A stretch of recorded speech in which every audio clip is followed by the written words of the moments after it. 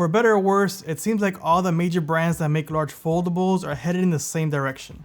First, let's go over the direction in which I see it going, and then we'll see how it's going to affect the future of the features, specs, and quality of the foldables. And lastly, we're going to see who will actually benefit the most from these changes. Based on the Honor Magic V3, the recently released Oppo Find N5, and the future Galaxy Z Fold 7, it's pretty obvious that they're going for the thinnest, lightest foldable phones that we can possibly get. And this is going to be at the expense of just about anything that comes in its way. My theory on this is that they're trying to get it to the same size as a standard phone so it could get into more consumers' hands. And obviously, when you're running a business, that's the main goal of everything that you do. And large foldables have a couple of hurdles that they need to overcome first, but one of the major ones is going to be the overall size, because not too many people want a chunky phone in their pocket. And I'm talking about chunkier than even the flagship models, which are already some of the thicker phones out there. If this move works and it gets into more consumers' hands, that means that they're gonna have more money coming in the door for research and development for this form factor. And that could just mean good things for everyone. So how is this gonna affect the features? For one, they already have to make the folding phones stand out from the standard phones with extra features. So that's already one of their main focuses. If more money comes in the door, that means they can pay more developers and more engineers to come up with more features that are going to separate it from these standard phones. So in terms of features, this is only going to be a positive if they actually get it into more consumers' hands. So far, we have features like being able to take selfies with the main sensor and actually be able to see what you're taking a picture of. We can use live translate on the two different screens, inner and outer. And we can multitask, basically like if you're using two phones next to each other. And obviously these are the ones that already exist. I just can't imagine what'll come up in the future, but things are always happening and it's gonna get even better.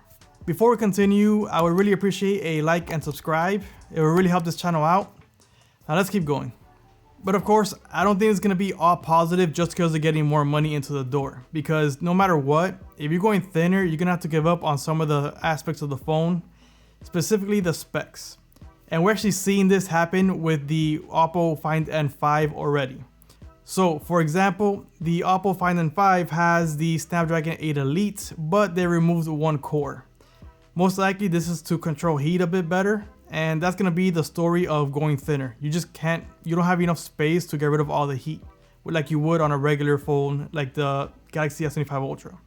Of course, that's not gonna be something that most anyone's gonna notice. Maybe the most hardcore gamers will notice it because you're gonna start throttling a bit quicker, but anyone else, you're not gonna miss that power because most apps don't use that power, and it's not really gonna get hot because the Snapdragon 8 Elite, being so powerful as it is, doesn't have to struggle to do most tasks.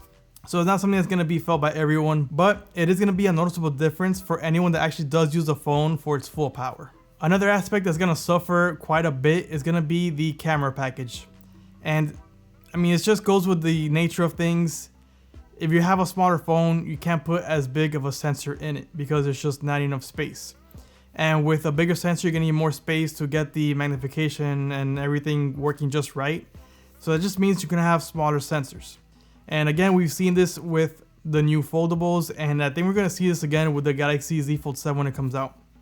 It seems like they're trying to keep at least a good to excellent main sensor, but they're definitely cutting back on the ultra wide and the telephoto lenses. So anyone that expects to have the full package on these phones might not actually get it, at least in the near future.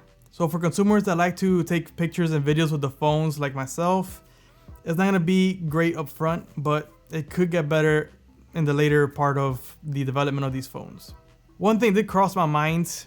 A lot of people like to have good cameras in their foldables. So is having a worse camera system on a foldable really gonna affect the popularity of the phone?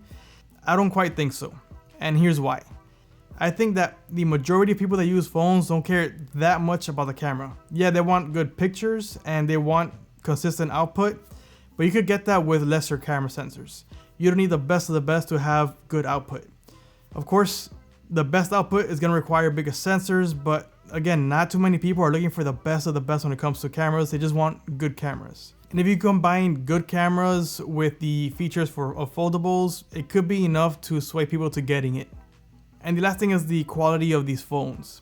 Going thinner, you're gonna lose some quality because you're using less material, so there's a higher likelihood of some sort of catastrophic event breaking the phone physically.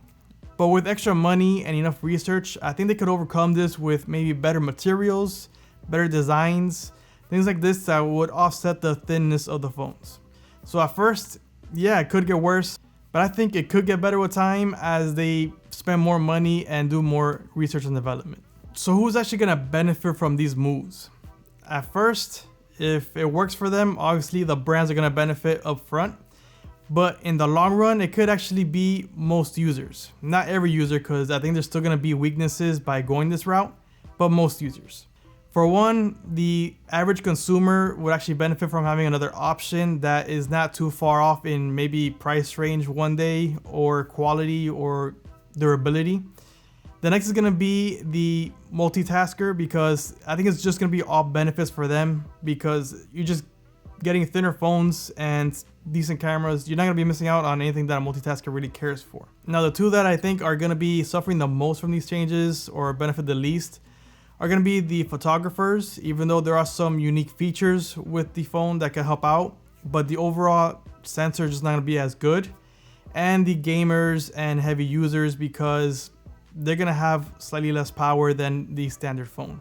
Now, are those differences gonna be enough to deter some of those enthusiasts away? I don't think so. I think for the most part, they'll be just fine with what's gonna be on the phones, but it's not gonna be pure improvement for everyone, unfortunately. I would love to hear your thoughts on the matter. What do you think about this change? Is it something that you actually prefer, like to go thinner and a little bit weaker and less specs? Or do you rather have a slightly thicker folding phone with maxed out specs on everything? Thanks for watching. I'll see you in the next one.